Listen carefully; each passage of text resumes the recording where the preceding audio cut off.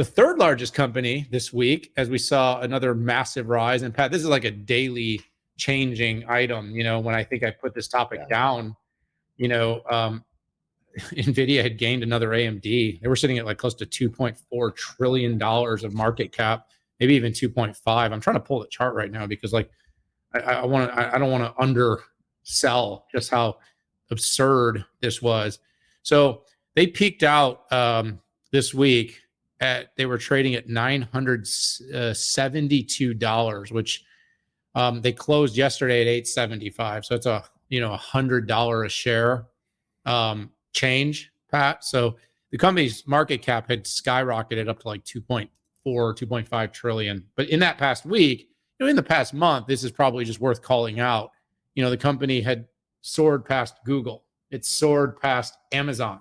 It then recently soared past Saudi Aramco, which was the only non-technology. Right. And then the irony, I think I tweeted something, and it wasn't that clever, by the way, but I tweeted something along the lines of, I guess AI is the new oil. No, because we always, how many keynote speeches have you heard? And maybe data is the new years ago, oil, I did right? the same thing. Exactly. So, data being the new oil, now AI being the new oil. Well, Nvidia quickly passed, and by the way, is really one big earnings beat away from becoming the second or most valuable company in the world. That's the interesting data point of where we're at. And it's happened in such a short period of time. If you go back and you want to, go on a chart and you go back 3 months, the company's market cap has literally grown by $1 trillion. Yeah. In like just the past few months. That's like Qualcomm, Intel, AMD, and a Broadcom. That's all of them put together. Now, this is indicative of just how important and visionary Jensen Huang is, Pat. This is also frothy, unreasonable, unruly, and needs some check in terms of how fast it can grow, consolidate. And the rug pull last week was really interesting. I'm hoping. Go ahead. No, go ahead. I was just hoping to see this rug pull last a little longer so I can go in that Market Watch piece and do another victory lap about how I told you it was getting a little bit frothy up there. What were you going to say? No, I was going to ask, did you see the Jensen interview at Stanford? I mean, it's pretty good. He's thrown out a few things like we have 100% inference market share. I don't think he wanted to say that given the regulators.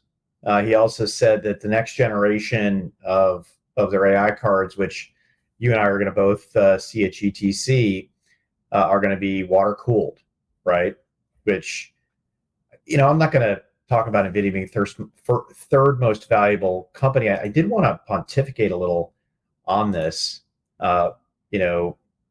Water cooling, at least historically for me, has always been it's what you do when you run out of options, okay?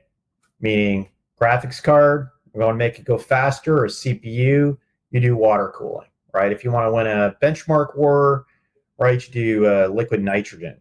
I did a couple of those when I was at AMD because we were running out of gas, right? This is what you do when you run out of gas. So, Daniel, it kind of makes me wonder, like, have we pulled every lever so far?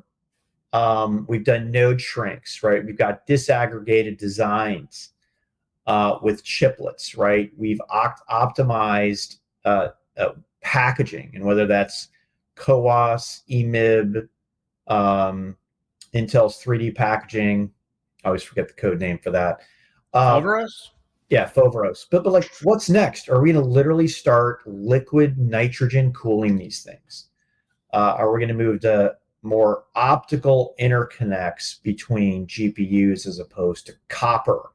Do we do a hard move to ASICs, right? Like, is it faster networking that's better distributing the workload across more nodes? We are running into a freaking wall here, and I'm really interested to go to GTC to see what they have in store. Like, how are we not hitting a wall, right? how do we get more? Yeah. How do we get the next big bump in performance at a reasonable power and heat?